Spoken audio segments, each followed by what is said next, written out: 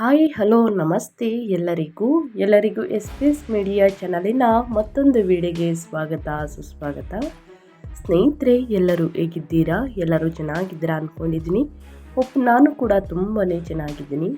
ಎಲ್ಲರೂ ಚೆನ್ನಾಗಿದ್ದೀರಾ ಅಂದ್ಕೊಂಡು ಭಾವಿಸ್ಕೊಂಡು ಇವತ್ತಿನ ಒಂದು ವಿಡಿಯೋನ ಶುರು ಮಾಡಿಬಿಡೋಣ. ಇವತ್ತಿನ ಒಂದು ವಿಡಿಯೋದಲ್ಲಿ ಸಿಂಹರಾಶಿಯವರಿಗೆ ಸ್ನೇಹಿತರೆ, ಜೂನ್ 2026ನೇ ವರ್ಷದಲ್ಲಿ ಸಾಕಷ್ಟು ಬದಲಾವಣೆಯನ್ನು ನೋಡಲಿದ್ದೀವಿ. 2026 ದ್ವಿತೀಯಾರ್ಧದ ತಿಂಗಳಿಂದ ಅಂದರೆ ಜೂನ್ ತಿಂಗಳಿಂದ ಸಿಂಹರಾಶಿಯವರು ವೃತ್ತಿ ಜೀವನದಲ್ಲಿ, ವ್ಯಾಪಾರ ವ್ಯವಹಾರದಲ್ಲಿ, ಹಣಕಾಸಿನಲ್ಲಿ ಮತ್ತು ನಿಮ್ಮ ಆರೋಗ್ಯದಲ್ಲಿ, ಕುಟುಂಬದ ಬಗ್ಗೆ, ಮಕ್ಕಳ ಭವಿಷ್ಯ, ಇನ್ನು ಮದುವೆ ಯೋಗ, ಒಟ್ಟಾರೆಯಾಗಿ ಯಾವುದರಲ್ಲಿ ಶುಭ ಯಾವುದರಲ್ಲಿ ಅಶುಭ, ಈ ಅಶುಭಕ್ಕೆ ಏನೆಲ್ಲ ಪರಿಹಾರಗಳನ್ನು ಅಂದರೆ ಸರಳ ಪರಿಹಾರವನ್ನು ಮಾಡಬೇಕು ಅನ್ನೋದನ್ನ ಕಂಪ್ಲೀಟಾಗಿ ಇದೇ ವಿಡಿಯೋದಲ್ಲಿ ತಿಳಿಸ್ಕೊಡ್ತಾ ಹೋಗ್ತೀನಿ. ಇದನ್ನೆಲ್ಲ ತಿಳ್ಕೋಬೇಕು ಅಂದರೆ ಎಲ್ಲೂ ಕೂಡ ವಿಡಿಯೋನ ಸ್ಕಿಪ್ ಮಾಡಬಾರ್ದು.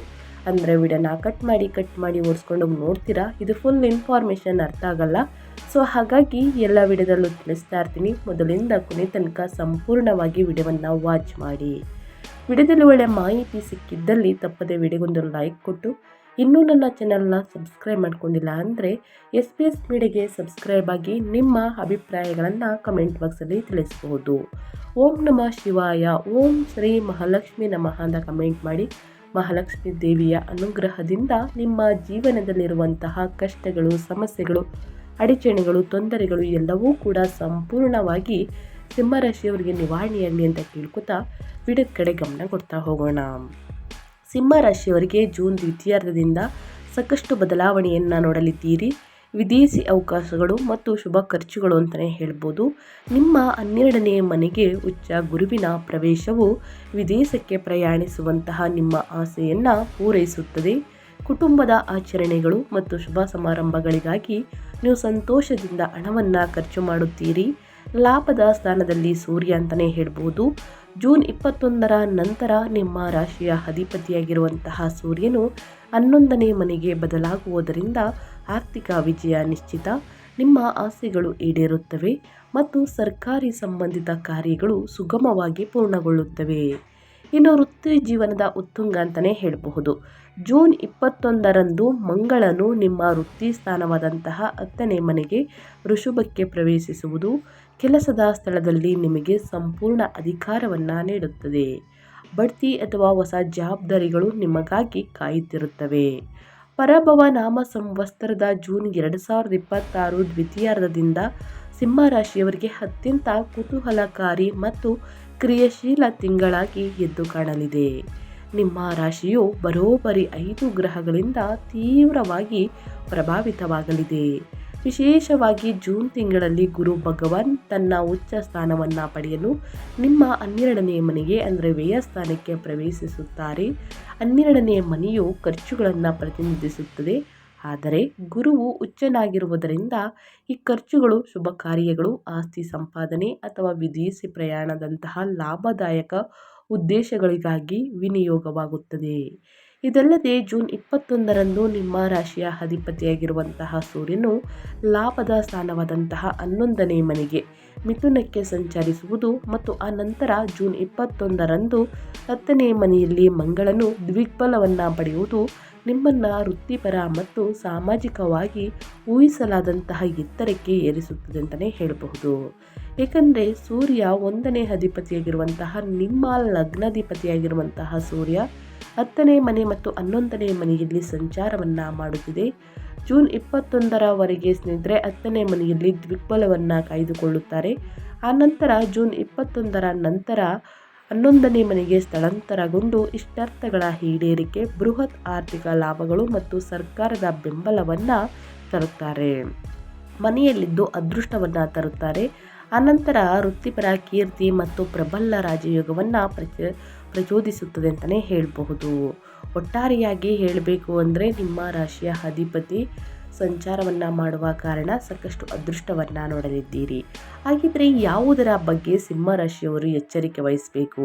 ವೃತ್ತಿ, ವ್ಯಾಪಾರ, ವ್ಯವಹಾರ, ಆರೋಗ್ಯದ ಬಗ್ಗೆ, ಕುಟುಂಬದ ಬಗ್ಗೆ ಏನೆಲ್ಲ ಅದೃಷ್ಟ, ಯಾವುದರ ಬಗ್ಗೆ ಮುನ್ನೆಚ್ಚರಿಕೆಗಳನ್ನು ತೆಗೆದುಕೊಳ್ಬೇಕು, ಇದಕ್ಕೆಲ್ಲ ಏನು ಸರಳ ಪರಿಹಾರವನ್ನು ಮಾಡಬೇಕು ಅನ್ನೋದನ್ನ ನೋಡ್ತಾ ಹೋಗೋಣ. ಈ ಅದೃಷ್ಟ ರಾಶಿ ನಿಮ್ಮ ಕುಟುಂಬದಲ್ಲಿ ಅಥವಾ ನಿಮ್ಮ ಸ್ನೇಹಿತರಲ್ಲಿ ಅಥವಾ ನಿಮ್ಮ ಹಿತೈಷಿಗಳು ಯಾರಾದರೂ ಈ ರಾಶಿಯನ್ನು ಹೊಂದಿದರೆ ದಯವಿಟ್ಟು ಅವರಿಗೆ ವಿಡಿಯೋವನ್ನು ಶೇರ್ ಮಾಡಿ. ನಿಮ್ಮ ಕಡೆಯಿಂದ ಅದೃಷ್ಟದ ಭವಿಷ್ಯವನ್ನು ಅವರು ಕೂಡ ತಿಳ್ಕೊಂಡಂಗಾಗುತ್ತೆ. ಮೊದಲನೇದಾಗಿ ವೃತ್ತಿ ಜೀವನದ ಬಗ್ಗೆ ಹೇಳೋದಾದರೆ, ಈ ತಿಂಗಳು ಸಿಂಹ ರಾಶಿಯವರ ವೃತ್ತಿಪರ ಜೀವನಕ್ಕೆ ಪ್ರಬಲವಾದ ಆಸ್ತಿಯಾಗಿ ಕಾರ್ಯನಿರ್ವಹಿಸುತ್ತದೆ. ತಿಂಗಳ ದ್ವಿತೀಯಾರ್ಧದಲ್ಲಿ ನಿಮ್ಮ 10ನೇ ಮನೆಯಲ್ಲಿ ಸಂಚರಿಸುತ್ತಿರುವಂತಹ ನಿಮ್ಮ ರಾಶಿಯ ಅಧಿಪತಿ ಸೂರ್ಯನು ಕೆಲಸದಲ್ಲಿ ನಿಮ್ಮ ಅಧಿಕಾರವನ್ನು ಖಚಿತಪಡಿಸುತ್ತಾರೆ. ಆದಾಗ್ಯೂ ಅತ್ಯಂತ ನಿರ್ಣಾಯಕ ಬದಲಾವಣೆಯು ತಿಂಗಳ ಅಂತ್ಯದ ವೇಳೆಗೆ ತೆರೆದುಕೊಳ್ಳುತ್ತದೆ. ಜೂನ್ 21ರಂದು ನಿಮ್ಮ ಯೋಗಕಾರಕ ಮಂಗಳನು ವೃತ್ತಿ ಸ್ಥಾನವಾದಂತಹ 10ನೇ ಮನೆಗೆ ಋಷಭಕ್ಕೆ ಪ್ರವೇಶಿಸುವುದು ನಿಮ್ಮಲ್ಲಿ ಅಪಾರ ಧೈರ್ಯ ಮತ್ತು ಅಚಲವಾದ ದೃಢ ನಿಶ್ಚಯವನ್ನು ತುಂಬುತ್ತದೆ ಅಂತಲೇ ಹೇಳಬಹುದು ಸಿಂಹರಾಶಿಯವರಿಗೆ. ಇನ್ನು 10ನೇ ಮನೆಯಲ್ಲಿ ಮಂಗಳನು ಸಂಪೂರ್ಣ ದಿಗ್ಬಲವನ್ನು ಪಡೆಯುತ್ತಾರೆ. ನೀವು ಕೈಗೊಳ್ಳುವಂತಹ ದಿಟ್ಟ ಹೆಜ್ಜೆಗಳು ನಿಮ್ಮ ಸಂಸ್ಥೆಗೆ ಗಮನಾರ್ಹ ಲಾಭವನ್ನು ತಂದುಕೊಡುತ್ತದೆ. ಜೂನ್ ದ್ವಿತೀಯಾರ್ಧದಿಂದ ಸೂರ್ಯನು ಲಾಭದ ಸ್ಥಾನವಾದಂತಹ 11ನೇ ಮನೆಗೆ ಪ್ರವೇಶಿಸಿದ ನಂತರ ನಿಮ್ಮ ಕಠಿಣ ಪರಿಶ್ರಮಕ್ಕೆ ತಕ್ಕಂತೆ ಅರ್ಹವಾದಂತಹ ಬಡ್ತಿ ಅಥವಾ ವೇತನ ಹೆಚ್ಚಳವನ್ನು ನೀವು ಪಡೆದುಕೊಳ್ಳುತ್ತೀರಿ. ನಿಮ್ಮ ಲಗ್ನದಲ್ಲಿರುವ ಕೇತು ಮತ್ತು 8ನೇ ಮನೆಯಲ್ಲಿರುವ ಶನಿಯು ಕೆಲವರು ನಿಮ್ಮ ವಿರುದ್ಧ ಪಿತೂರಿ ಮಾಡಬಹುದು ಎಂದು ಸೂಚಿಸಿದರು. ನಿಮ್ಮ ಪರವಾಗಿರುವಂತಹ ಅಗಾಧವಾದ ಗ್ರಹ ಬಲವು ಅವರ ಸೋಲನ್ನು ಖಚಿತಪಡಿಸುತ್ತದೆ ಸ್ನೇಹಿತರೆ. ಇನ್ನು ಅದೇ ರೀತಿ ವ್ಯಾಪಾರ ಸ್ವಯಂ ಉದ್ಯೋಗದ ಬಗ್ಗೆ, ನಿಮ್ಮ ಬಿಸ್ನೆಸ್ ಬಗ್ಗೆ ಹೇಳೋದಾದರೆ ಏನೆಲ್ಲ ಬದಲಾವಣೆಯನ್ನು ಸಿಂಹರಾಶಿಯವರು ನೋಡಲಿದ್ದೀರಿ? ನಿಮ್ಮ ರಾಶಿಯ ಅಧಿಪತಿಯಾಗಿರುವಂತಹ ಸೂರ್ಯನ ಸಂಚಾರದಿಂದ ಏನೆಲ್ಲ ಅದೃಷ್ಟದ ಫಲಗಳನ್ನು ಗಳಿಸಲಿದ್ದೀರಿ ಅಂತ ನೋಡೋದಾದರೆ, ವ್ಯಾಪಾರಸ್ಥರಿಗೆ ಸಾಗರೋತ್ತರ ವಹಿವಾಟುಗಳನ್ನು ನಿರ್ವಹಿಸಲು ಅಥವಾ ಬಹುರಾಷ್ಟ್ರೀಯ ಕಂಪನಿಗಳೊಂದಿಗೆ ಒಪ್ಪಂದಗಳನ್ನು ಅಂತಿಮಗೊಳಿಸಲು ಇದು ಅತ್ಯುತ್ತಮ ಸಮಯ ಅಂತಲೇ ಹೇಳಬಹುದು. ನಿಮ್ಮ 12ನೇ ಮನೆಯಲ್ಲಿ ಉಚ್ಚ ಗುರು ಮತ್ತು ಶುಕ್ರನ ಸಂಯೋಜನೆಯು ಆಮದು ರಫ್ತು, ಔಷಧ ಮತ್ತು ಆನ್ಲೈನ್ ವ್ಯವಹಾರಗಳಲ್ಲಿ ತೊಡಗಿರುವವರಿಗೆ ಅನಿರೀಕ್ಷಿತ ಗ್ರಾಹಕರ ದಟ್ಟಣೆಯನ್ನು ಆಕರ್ಷಿಸುತ್ತದೆ. ನಿಮ್ಮ ಲಾಭಾಧಿಪತಿಯಾದ ಬುಧನು ಜೂನ್ 22ರವರೆಗೆ ತನ್ನದೇ ಆದಂತಹ 11ನೇ ಮನೆಯಲ್ಲಿ ಬಲವಾಗಿ ನೆಲೆಸಿರುವುದರಿಂದ ಹೊಸ ಹೂಡಿಕೆಗಳನ್ನು ಆಕರ್ಷಿಸಲು ನಿಮ್ಮ ಸಂವಹನ ಕೌಶಲ್ಯ ಮತ್ತು ಚುರುಕಾದ ಬುದ್ಧಿಶಕ್ತಿಯನ್ನು ನೀವು ಬಳಸಿಕೊಳ್ಳುತ್ತೀರಿ. ಆದಾಗ್ಯೂ 7ನೇ ಮನೆಯಲ್ಲಿ ರಾಹು ಮತ್ತು 8ನೇ ಮನೆಯಲ್ಲಿ ಶನಿ ಇರುವುದರಿಂದ ಸ್ನೇಹಿತರೆ, ವ್ಯಾಪಾರಕ್ಕೆ ಹೊಸ ಪಾಲುದಾರರನ್ನು ತರುವ ಮೊದಲು ಎಲ್ಲ ನಿಯಮಗಳನ್ನು ಕಾಗದದ ಮೇಲೆ ಸ್ಪಷ್ಟವಾಗಿ ದಾಖಲಿಸಿಕೊಳ್ಳಿ. ಯಾಕಂದರೆ ಯಾರನ್ನು ಕೂಡ ಕುರುಡರಾಗಿ ನಂಬೇಡಿ ಸ್ನೇಹಿತರೆ. ಸೊ ಹಾಗಾಗಿ ಪಾಲುದಾರರನ್ನು ತರುವ ಮೊದಲು ಎಲ್ಲ ನಿಯಮಗಳನ್ನು, ವ್ಯಾಪಾರಕ್ಕೆ ಹೊಸ ನಿಯಮಗಳನ್ನು ಕಾಗದದ ಮೇಲೆ ಸ್ಪಷ್ಟವಾಗಿ ದಾಖಲಿಸಿಕೊಳ್ಳಿ. ಆವಾಗ ಯಾವುದೇ ಭಯ ಇರುವುದಿಲ್ಲ ಅಂತಲೇ ಹೇಳಬಹುದು. ಇನ್ನು ಮುಂದಿನದಾಗಿ ಹಣಕಾಸಿನ ಬಗ್ಗೆ ಹೇಳೋದಾದರೆ ಏನೆಲ್ಲ ಬದಲಾವಣೆಯನ್ನು ನೋಡಲಿದ್ದೀರಿ, ಯಾವುದರಲ್ಲಿ ಲಾಭ ಇದೆ, ಯಾವುದರಲ್ಲಿ ನಷ್ಟ ಇದೆ ಅಂತ ನೋಡೋದಾದರೆ, ಆರ್ಥಿಕವಾಗಿ ಸಿಂಹರಾಶಿಯವರಿಗೆ ಈ ತಿಂಗಳು ಹೆಚ್ಚಿನ ಆದಾಯವನ್ನು ಜೊತೆಗೆ ಸಮಾನವಾದಂತಹ ಖರ್ಚುಗಳ ಮಾದರಿಯನ್ನು ಅನುಸರಿಸುತ್ತದೆ ಗ್ರಹಗಳ ಸಂಚಾರ. ಇನ್ನು ಜೂನ್ 21ರ ನಂತರ 11ನೇ ಮನೆಯಲ್ಲಿ ಸೂರ್ಯನ ಸಂಚಾರವು ನಿಮ್ಮ ಆದಾಯದ ಮೂಲಗಳನ್ನು ಅಗಾಧವಾಗಿ ವರ್ಧಿಸುತ್ತದೆ. ಸಮಾಜದಲ್ಲಿ ಹೆಚ್ಚು ಪ್ರಭಾವಶಾಲಿ ವ್ಯಕ್ತಿಗಳ ಮೂಲಕ ನೀವು ಆರ್ಥಿಕ ಲಾಭಗಳನ್ನು ಗಳಿಸಲಿದ್ದೀರಿ. ಅದೇ ಸಮಯದಲ್ಲಿ ವ್ಯಯಸ್ಥಾನವಾದಂತಹ 12ನೇ ಮನೆಯಲ್ಲಿ ಉಚ್ಚ ಗುರು ಮತ್ತು ಶುಕ್ರನ ಉಪಸ್ಥಿತಿಯು ನಿಮ್ಮ ಖರ್ಚುಗಳು ಸಹ ಅಷ್ಟೇ ಐಷಾರಾಮಿಯಾಗಿರುತ್ತದೆ ಎಂದು ಗ್ರಹಗಳು ಸೂಚಿಸುತ್ತಿದೆ ಅಂತಲೇ ಹೇಳಬಹುದು. ಹೊಸ ಮನೆ ಖರೀದಿಸಲು ಅಥವಾ ಮನೆಯ ಐಷಾರಾಮಿ ವಸ್ತುಗಳಿಗಾಗಿ ನೀವು ಗಣನೀಯ ಮೊತ್ತವನ್ನು ವಿನಿಯೋಗಿಸುತ್ತೀರಿ. ವಿದೇಶಿ ಪ್ರವಾಸಗಳಿಗಾಗಿ, ವಾಹನ ಖರೀದಿಗಾಗಿ ಅಥವಾ ಆಪ್ತ ಸಂಬಂಧಿಕರ ವಿವಾಹಗಳಲ್ಲಿ ಪಾಲ್ಗೊಳ್ಳಲು ಸಹ ಹಣ ಖರ್ಚಾಗಲಿದೆ. ಐಷಾರಾಮಿ ವಸ್ತುಗಳನ್ನು ಖರೀದಿ ಮಾಡುವುದಕ್ಕೂ ಮುಂದಾಗಲಿದ್ದೀರಿ. ಚಿನ್ನ, ಬೆಳ್ಳಿ, ವಾಹನ ಈ ರೀತಿ ಸ್ನೇಹಿತರೆ ಹಣ ಖರ್ಚಾಗಲಿದೆ ಅಂತಲೇ ಹೇಳ್ಬೋದು. ಇವೆಲ್ಲವೂ ನಿಮಗೆ ಸಂತೋಷವನ್ನು ತರುವಂತಹ ಸಕಾರಾತ್ಮಕ ಮತ್ತು ತೃಪ್ತಿದಾಯಕ ಖರ್ಚುಗಳಾಗಿವೆ. ಆದರೆ ಮುಂದಿನ ದಿನಗಳಲ್ಲಿ ಹಣಕಾಸಿನ ಪ್ರಾಬ್ಲಮ್ ಎದುರಾಗಬಾರ್ದು ಸಿಂಹರಾಶಿಯವರಿಗೆ ಅಂದರೆ ಒಂದಷ್ಟು ಉಳಿತಾಯವನ್ನು ಮಾಡಬೇಕಾಗುತ್ತದೆ.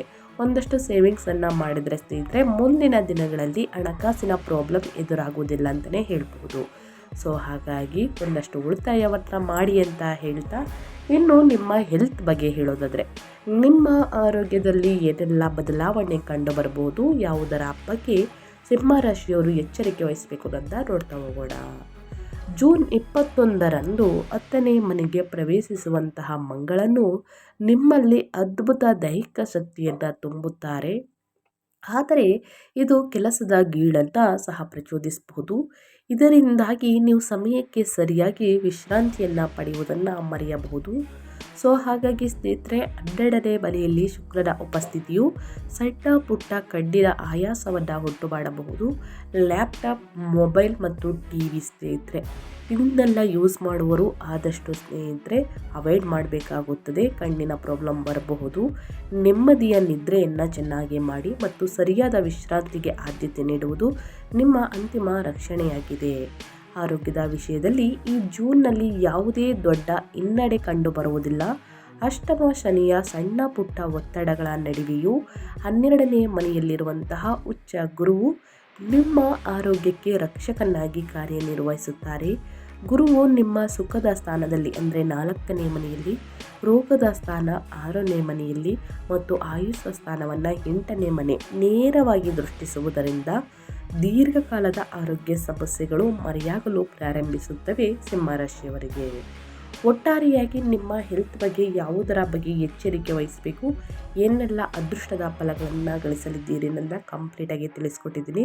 ನಿದ್ರೆಯನ್ನು ಚೆನ್ನಾಗಿ ಮಾಡಿ. ನಿದ್ರೆ ಬರಲಿಲ್ಲ ಅಂದರೆ ಸ್ನೇಹಿತರೆ, ಮಲಗುವ ಒಂದು 5 ನಿಮಿಷಗಳ ಮುಂಚೆ ತಣ್ಣೀರಿನಿಂದ ಪಾದಗಳನ್ನು ತೊಳೆದು ಒಂದು 5 ನಿಮಿಷ ಮಸಾಜ್ ಮಾಡಿ ಆನಂತರ ಮಲಗುವುದರಿಂದ ಚೆನ್ನಾಗಿ ನಿದ್ರೆ ಬರಲಿದೆ. ಇನ್ನು ಕುಟುಂಬ, ವೈಯಕ್ತಿಕ ಸಂಬಂಧಗಳ ಬಗ್ಗೆ ಹೇಳೋದಾದರೆ, ಫ್ಯಾಮಿಲಿ ಬಗ್ಗೆ ಹೇಳೋದಾದರೆ ಏನೆಲ್ಲ ಬದಲಾವಣೆಯನ್ನು ನೋಡಲಿದ್ದೀರಿ ಅಂದರೆ, ನಿಮ್ಮ ವೈಯಕ್ತಿಕ ಜೀವನವು ಅಸಾಧಾರಣವಾಗಿ ಪ್ರಣಯಭರಿತವಾಗಿ ಬದಲಾಗಲಿದೆ.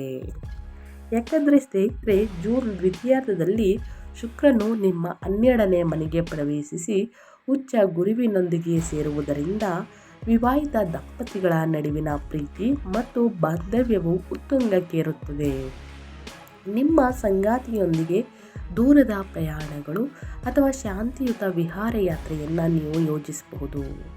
ಸಂಬಂಧದಲ್ಲಿರುವಂತಹ ಯಾವುದೇ ಸಣ್ಣ ಪುಟ್ಟ ಘರ್ಷಣೆಗಳು ಈ ಪ್ರಯಾಣದ ಸಮಯದಲ್ಲಿ ಸುಲಭವಾಗಿ ಕರಗಿ ಹೋಗುತ್ತದೆ. ಸ್ನೇಹಿತರೆ, ವಿವಾಹ ಸಂಬಂಧಗಳನ್ನು ಹುಡುಕುತ್ತಿರುವವರಿಗೆ ಈ ತಿಂಗಳು ಸಾಗರೋತ್ತರ ಅಥವಾ ದೂರದ ಪ್ರದೇಶಗಳಿಂದ ಪ್ರಸ್ತಾಪಗಳನ್ನು ಸ್ವೀಕರಿಸುವ ಹೆಚ್ಚಿನ ಅವಕಾಶವಿದೆ.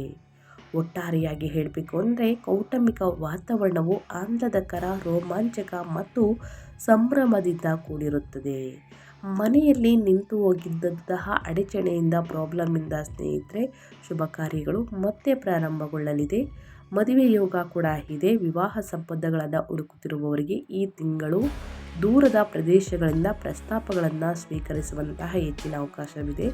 ಸಂತಾನದ ಶುಭವಾರ್ತೆಯನ್ನು ಕೇಳಲಿದ್ದೀರಿ. ಒಟ್ಟಾರೆಯಾಗಿ ಹೇಳಬೇಕು ಅಂದರೆ ಏನೆಲ್ಲ ಬದಲಾವಣೆಯನ್ನು ನೋಡಲಿದ್ದೀರಿ ಕುಟುಂಬದಲ್ಲಿ ನನ್ನ ಕಂಪ್ಲೀಟಾಗಿ ತಿಳಿಸ್ಕೊಟ್ಟಿದ್ದೀನಿ. ಇನ್ನು ಎಜುಕೇಷನ್ ಅಂಡ್ ಸ್ಟೂಡೆಂಟ್ ಬಗ್ಗೆ ಹೇಳೋದಾದರೆ, ವಿದ್ಯಾರ್ಥಿಗಳ ಬಗ್ಗೆ ಹೇಳೋದಾದರೆ ಏನೆಲ್ಲ ಬದಲಾವಣೆಯನ್ನು ನೋಡಲಿದ್ದೀರಿ ಅಂದರೆ, ನಿಮ್ಮ ವಿದ್ಯಾಧಿಪತಿಯಾದ ಗುರುವು 12ನೇ ಮನೆಯಲ್ಲಿ ಉಚ್ಚ ಸ್ಥಿತಿಯಲ್ಲಿ ಸಂಚರಿಸುತ್ತಿರುವುದು ವಿದೇಶದಲ್ಲಿ ಉನ್ನತ ಶಿಕ್ಷಣವನ್ನು ಪಡೆಯಲು ಬಯಸುವಂತಹ ವಿದ್ಯಾರ್ಥಿಗಳಿಗೆ ದೊಡ್ಡ ವರದಾನವಾಗಿದೆ. ವೀಸಾ ಅನುಮೋದನೆಗಳು, ವಿಶ್ವವಿದ್ಯಾನಿಲಯದ ಪ್ರವೇಶವನ್ನು ಪ್ರಕ್ರಿಯೆಗಳು ಸುಗಮವಾಗಿ ಪೂರ್ಣಗೊಳ್ಳುತ್ತವೆ. 11ನೇ ಮನೆಯಲ್ಲಿ ಸೂರ್ಯ ಬುಧರ ಸಂಯೋಜನೆಯು ಸ್ಪರ್ಧಾತ್ಮಕ ಪರೀಕ್ಷೆಗಳಲ್ಲಿ ಅತ್ಯುತ್ತಮ ಅಂಕಗಳನ್ನು ಖಚಿತಪಡಿಸುತ್ತದೆ ಅಂತಲೇ ಹೇಳಬಹುದು. ಜೊತೆಗೆ ಶೈಕ್ಷಣಿಕ ವಿದ್ಯಾರ್ಥಿ ವೇತನಕ್ಕೆ ಬಾಗಿಲು ತೆರೆಯುವಂತಹ ಸಾಧ್ಯತೆ ಇದೆ. ಇನ್ನು ಸಾಮಾನ್ಯ ವಿದ್ಯಾರ್ಥಿಗಳು 1ರಿಂದ 10ನೇ ತರಗತಿ ವಿದ್ಯಾರ್ಥಿಗಳು ಪ್ರತಿದಿನ ಸ್ನೇಹಿತರೆ ನೀವು ಶಾಲೆಯಲ್ಲಿ ಏನು ಓದಿರ್ತೀರೋ ಅದನ್ನು ಮತ್ತೆ ಮನೆಯಲ್ಲಿ ಪ್ರಾಕ್ಟೀಸ್ ಮಾಡೋದರಿಂದ ಮುಂದಿನ ದಿನಗಳಲ್ಲಿ ಉನ್ನತ ಅಂಕಗಳನ್ನು ಗಳಿಸಲಿದ್ದೀರಿ. ಸ್ವಲ್ಪ ಏಕಾಗ್ರತೆ, ಆಸಕ್ತಿ ಕಡಿಮೆ ಆಗಬಹುದು ಅಧ್ಯಯನದ ಕಡೆ. ಸೊ ಹಾಗಾಗಿ ಪ್ರತಿದಿನ ಹನುಮಾನ್ ಚಾಲಿಸವನ್ನು ಹೇಳಿ ನಂತರ ಆಸಕ್ತಿ ಮತ್ತು ಏಕಾಗ್ರತೆ ಹೆಚ್ಚಾಗಲಿದೆ ಅಧ್ಯಯನದ ಕಡೆ. ಇಂದಿನ ಶ್ರಮ ಮುಂದಿನ ಅದೃಷ್ಟದ ಫಲ. ಸೊ ಹಾಗಾಗಿ ಕಷ್ಟಪಟ್ಟು ಆಸಕ್ತಿಯಿಂದ ತಂದೆ ತಾಯಿಯ ಮಾತನ್ನು ಪಾಲಿಸುತ್ತಾ, ಗುರು ಹಿರಿಯರನ್ನು ಗೌರವಿಸುತ್ತಾ ಸ್ನೇಹಿತರೆ ಅಧ್ಯಯನದ ಕಡೆ ಗಮನ ಕೊಡಿ. ಉನ್ನತ ಫಲಿತಾಂಶವನ್ನು ಖಂಡಿತವಾಗಿಯೂ ಗಳಿಸಲಿದ್ದೀರಿ ಅಂತ ಹೇಳ್ತಾ, ಇನ್ನು ಏನೆಲ್ಲ ಸಮಸ್ಯೆಗಳಿಗೆ ಪರಿಹಾರವನ್ನು ತಿಳಿಸ್ಕೊಡಿ ಅಂದರೆ ಖಂಡಿತವಾಗಿಯೂ ಪರಿಹಾರವನ್ನು ತಿಳಿಸ್ಕೊಡ್ತೀನಿ. ಈ ಪರಿಹಾರವನ್ನು ಅನುಸರಿಸುವುದರಿಂದ ಕಷ್ಟ, ಸಮಸ್ಯೆ, ಅಡಚಣೆಗಳು ಎಲ್ಲವೂ ಕೂಡ ಸಂಪೂರ್ಣವಾಗಿ ನಿವಾರಣೆಯಾಗಲಿದೆ. ಅಷ್ಟಮ ಶನಿಯ ಒತ್ತಡವನ್ನು ತಗ್ಗಿಸಲು ಮತ್ತು 11ನೇ ಮನೆಯ ಸೂರ್ಯ ಹಾಗೂ ದ್ವಿಗ್ಬಲವನ್ನು ಹೊಂದಿರುವಂತಹ ಮಂಗಳನ ಶಕ್ತಿಯನ್ನು ಸಂಪೂರ್ಣವಾಗಿ ಬಳಸಿಕೊಳ್ಳಲು ನಾನು ಹೇಳುವಂತಹ ಪರಿಹಾರಗಳನ್ನು ಸಿಂಹರಾಶಿಯವರು ಅನುಸರಿಸಬೇಕಾಗುತ್ತದೆ. ಶನಿ ಪರಿಹಾರ.